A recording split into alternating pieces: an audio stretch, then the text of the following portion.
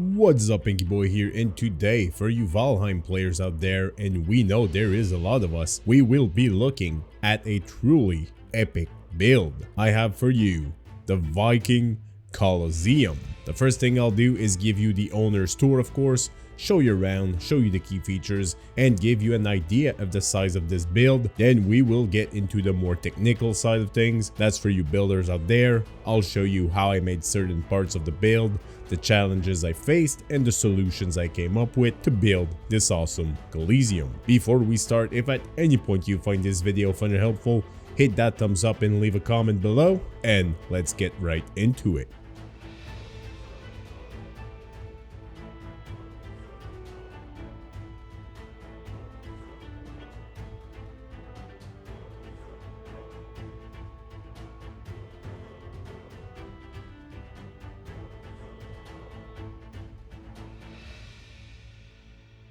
Alright, so here we are at the entrance of the Colosseum. The outside is bare right now, but I do plan on bringing some life around the structure. And if we look behind me, you can see I chopped all the trees between here and the beginning spawn stones. The goal is to make a road with a few structures that leads to a Colosseum. And let's go have a look inside. And man, do I love that little depth of field effect we get from inside the structure. I'll try to look around as much as I can so you can see how I built this thing. So the center arena is quite big, but to be honest, it is not as big as I was seeing it in my head. But maybe that's a project for a future video, who knows.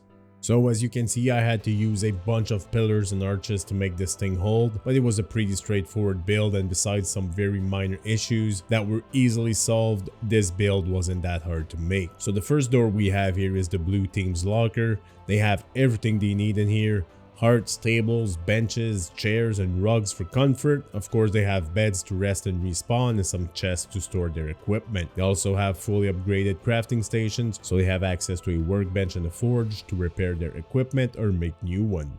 They have item holders on the walls to have their gear ready for the fights, and they have a door that gives direct access to the ring. So as we move along here, let's go and have a quick peek outside so you can get a closer look at that outside ring. As you can see, to make the wooden flare around the structure, I simply used the wooden crosses and beams and some dragon heads. Took me a few tries to get a pattern that looked nice, but this wasn't that hard to do also. And if we look inside here, you can see I have crosses in the windows also, or in the holes, I guess, so people can look inside the lockers, see what the gladiators are up to. After all, they are here for the show.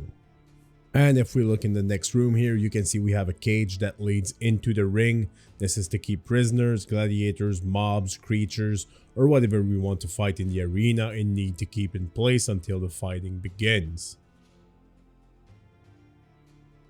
And the rest of the room here is simply where the spectators will pass through to get access to the staircase that leads to the bleachers. And as you can see, there is plenty of seating places for the masses, and the view from up here is simply magnificent. And here we have the VIP lounge, and let's go have a look at that actually.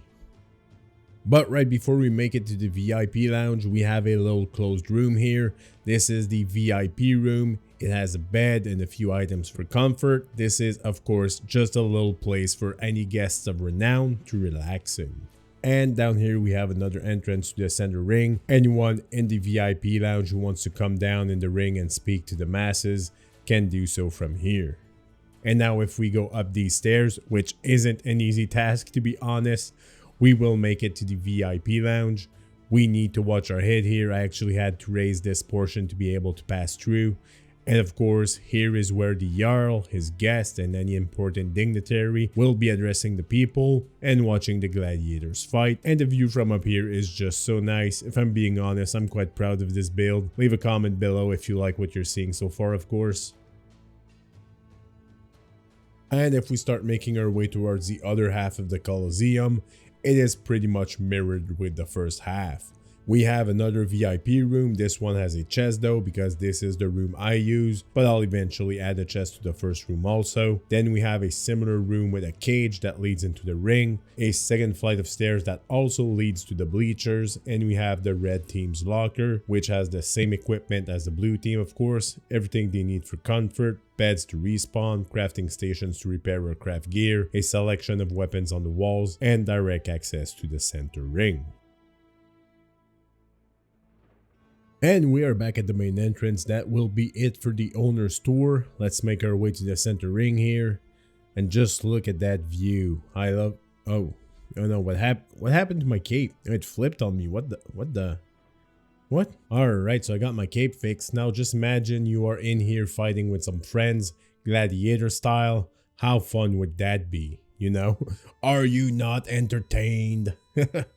yeah, you won't get that if you haven't watched Gladiator, I guess. Anyways, if you want to see some PvP go down in this Colosseum, keep your eyes open because we should be having a few PvP events in here that I'll upload. And I'll also be doing some mobs wave in here to see against how many enemies I can survive on my own. So make sure to subscribe or just come have a look at the channel to see if the videos have dropped if that's something you want to see.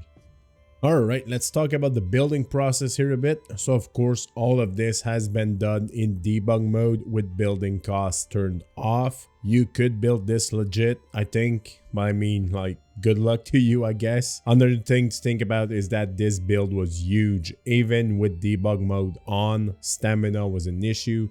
So I made sure I was always rested while building. I ate serpent meat, serpent stew and sausages to have maximum stamina, and I also had some stamina potions and tasty meat to regenerate my stamina. Of course, I spawned all of this in. I also made sure all of my tools were upgraded to the maximum while in debug mode with materials cost turned off. When you hit tab, you have access to craft everything, you can upgrade everything, and you can repair all your gear. So the big building pointers I could give here is that to make the outer circle, I made 2 lengths of archways, then I'd pivot, then I'd make 2 more archways and pivot again. For the center circle, I did the same thing, but I didn't need to add filler pillars in between when turning. The first circle was 3 pillars high with a double stone on top, and the outer circle was the same thing, but one on top of another. For the outer circle, I had to make sure the first pillar was blue, not just the stone slab. I did this by filling dirt under the pillar until it was blue. I then added the stone slabs that were under the pillars. I used a ton of arches underneath the stone stairs that I used for the bleachers, and when it came time to do the corners for the stone floors, I did need to clip some stone tiles through others, but this doesn't really show from a distance.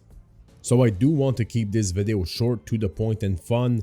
I'll have a video out with advanced building tips in which I will cover most of the very specific techniques I used for this build.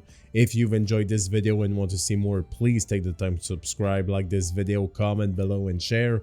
Also, do not forget to look in the pinned comment for a link to my Discord if you have any questions for me. Again, thanks for watching, thanks for your support, and I will see you in the next one.